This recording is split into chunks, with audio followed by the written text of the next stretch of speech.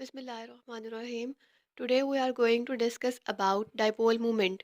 Dipole moment क्या होता है? दो चीज़ें हमने देखनी है, उनका प्रोडक्ट जो होगा वो डायपोल मोमेंट कहलाएगा। उन दो चीज़ों में से जो पहली चीज़ हमारे पास है वो है इलेक्ट्रिक चार्ज। ठीक है, पहली चीज़ इलेक्ट्रिक चार्ज है और दूसरी चीज़ क्या है कि distance between two oppositely charge centres. इसका क्या मतलब है कि एक पॉजिटिवली चार्ज है, एक नेगेटिवली चार्ज है। अब इनके सेंटर से एक एटम के सेंटर से दूसरे एटम के सेंटर तक का जो डिस्टेंस है, इसका प्रोडक्ट लेना है। इस डिस्टेंस को हमने पिछले लेक्चर में क्या कहा था? एक चार्ज के सेंटर से दूसरे चार्ज के सेंटर तक जो डिस्टेंस होता है उसको हमने कहा था बॉन्ड लेंथ।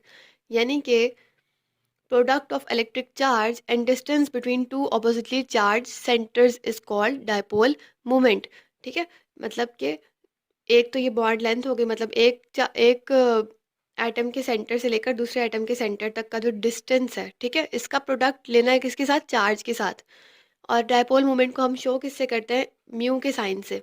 ठीक है, और म्यू का साइन जो है वो इस तरह हम लिखते हैं, इसको हम कहते हैं म्यू। तो mu is equals to q multiply by r. Q क्या है? चार्ज, इलेक्ट्रिक चार्ज, जो भी चार्ज प्रेजेंट होगा वो, और मल्टीप्लाई किससे करा रहे हैं? आर से। डिस्टेंस को हम आर लिखते हैं, तो हम आर से उसको मल्टीप्लाई करा रहे हैं। अगर हम बात करें म्यू के यूनिट्स की, यानी डायपोल मोमेंट की यूनिट्स की, तो दो यूनिट्स होते हैं। इसको हम सेंटीमीटर में भी लिखते हैं, लेकिन मोस्टली हम जो यूनिट यूज़ करते हैं वो होता है डिबाई।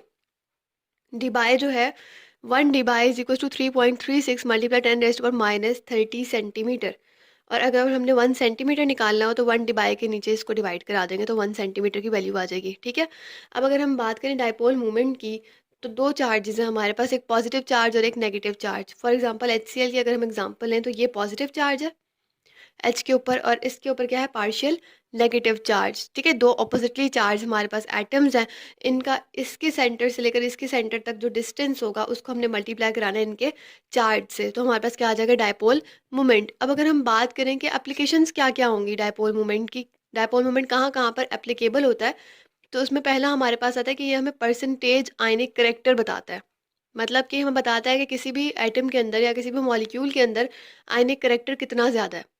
ठीक है, तो इसमें इसको हम कैसे निकालते हैं? Percentage ionic character is equals to mu observation divided by mu ionic. Mu observation का क्या मतलब होता है कि वो म्यू या वो डायपोल मोमेंट जो एक्सपेरिमेंट के बाद हमने ऑब्जर्व किया, और जो म्यू आयनिक है यानी डायपोल मोमेंट आयनिक जो है, इसका मतलब है कि जो हमने पहले सोचा था, यानी जो हमने सपोज किया था, हमने कहा था इतना आएगा डायपोल मोमेंट। ठीक है, तो हमने क्या करना है? जो हमने ऑब्जर्व किया उसको डिवाइड करना है आयनिक से, जो हमने सोचा था उससे, और मल्टीप्लाई करना है 100 से।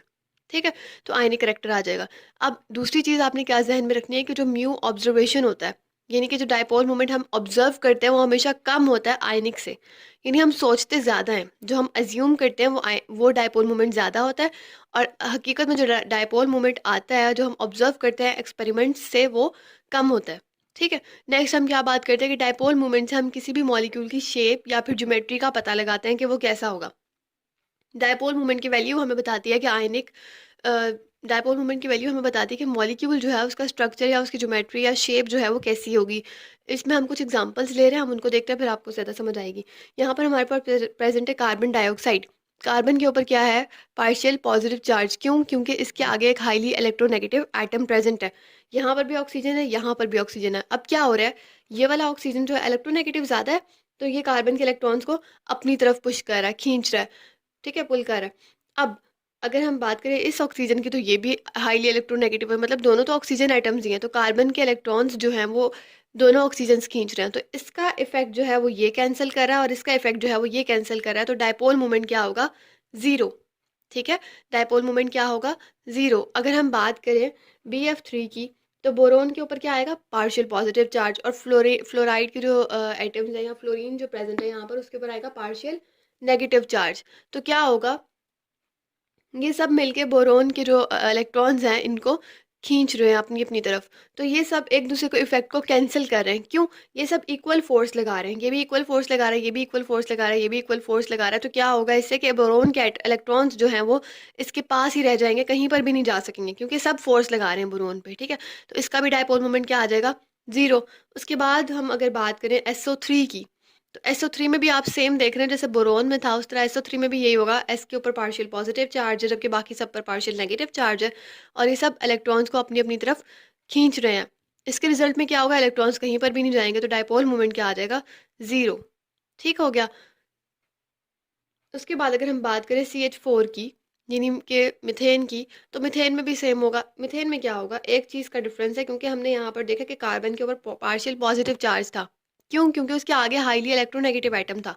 लेकिन यहाँ पर हम क्या देख रहे हैं कि कार्बन के आगे हाइड्रोजन हैं जो कि पार्शियल पॉजिटिव चार्ज रखते हैं, तो कार्बन पर ऑटोमेटिकली क्या जनरेट हो जाएगा, पार्शियल नेगेटिव चार्ज। अब क्या होगा, कार्बन जो है इन सब के इलेक्ट्रॉन्स को अपनी तरफ पुल कर रहा है, तो क्या होगा, इनके इलेक्ट्रॉन्स अट्रैक्ट होंगे कार्बन की तरफ, और कार्बन जो है सब पर इक्वल फोर्स लगा रहा है, तो इसका डायपोल मोमेंट क्या हो जाएगा, ज़ीरो, क्योंकि सबका इफेक्ट जो है वो कैंसिल हो रहा है। उसके बाद अगर हम देखें कार्बन मोनोऑक्साइड को, यहाँ पर हमने क्या बात की थी, कार्बन डाइऑक्साइड की, और कार्बन डाइऑक्साइड में डायपोल मोमेंट जीरो क्यों था, क्योंकि इधर से ऑक्सीजन भी फोर्स लगा रहा था और इधर से ऑक्सीजन भी फोर्स लगा रहा था, तो वो एक दूसरे के इफेक्ट को कैंसिल कर रहे थे। लेकिन अगर हम यहाँ बात करें, तो यहाँ पर डायपोल मोमेंट जीरो नहीं होगा, क्योंकि इस तरफ कोई ऑक्सीजन नहीं है, सिर्फ एक ऑक्सीजन है, और ये ऑक्सीजन इसके इलेक्ट्रॉन्स को अपनी तरफ खींच रहा है, और इस पर पार्शियल नेगेटिव चार्ज, इस पर पार्शियल पॉजिटिव चार्ज है, तो डायपोल मोमेंट जो होगा वो आएगा 0.12 डिबाई।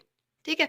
और एक और बात जो अहम है, इलेक्ट्रॉन्स को जो खींच रहा होता है, यानी जो इलेक्ट्रोनेगेटिव हाईली इलेक्ट्रोनेगेटिव एटम होता है, उसकी तरफ हम एरो का फेस करते हैं, और यहाँ पर इस तरह छोटी सी एक लाइन लगाते हैं। ये हमें जो है बता रही होती है कि हम डायपोल मोमेंट की बात कर रहे हैं। यहाँ पर ये डायपोल मोमेंट को रिप्रेजेंट करते हैं हम इस लाइन से। नेक्स्ट अगर हम बात करें वाटर की, तो वाटर की बात करते हुए हम देखेंगे कि वाटर के पास जो है वो दो लॉन पेयर्स भी मौजूद होते हैं, और साथ में हाइड्रोजन के भी दो आइटम्स लगे हुए हैं। अब क्या होगा, ये पार्शियल नेगेटिव चार्ज है ऑक्सीजन के ऊपर, और हाइड्रोजन पर पार्शियल पॉजिटिव चार्ज। ऑक्सीजन तो है दोनों के इलेक्ट्रॉन्स को अपनी तरफ खींच रहा होगा, लेकिन क्या होगा कि इसके ऊपर जो है लॉन पेयर के प्रेजेंट होने की वजह से चार्ज जो है वो ज़ीरो नहीं होगा, और चार्ज ज़ीरो नहीं होगा इस वजह से इसका जो डायपोल मोमेंट है उसकी कोई ना कोई वैल्यू ज़रूर होगी, और वो है 1.85 डिबाई, जो कि काफ़ी बड़ी वैल्यू है। ठीक है। उसके बाद अगर हम बात करें सिस और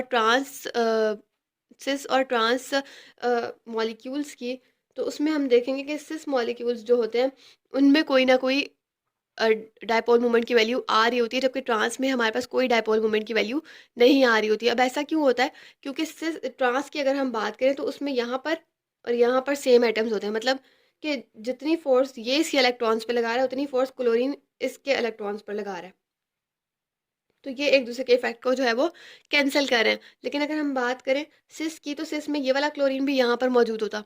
अगर यहाँ पर क्लोरीन हो, ये भी क्लोरीन, ये भी क्लोरीन, तो ये दोनों एक दूसरे के इफेक्ट को कैंसिल नहीं करते, तो यकीनन डायपोल मोमेंट की कोई ना कोई वैल्यू आती है। तो ये इस तरह हमने क्या बात की कि जो ट्रांस होते हैं उसमें इफेक्ट कैंसिल होता है। तो जब भी हम बात करेंगे ट्रांस और सिस मॉलिक्यूल्स की, उनमें सिस मॉलिक्यूल्स का डायपोल मोमेंट ज़रूर होगा, लेकिन ट्रांस मॉलिक्यूल का डायपोल मोमेंट हमेशा जो है वो ज़ीरो होगा। Thank you.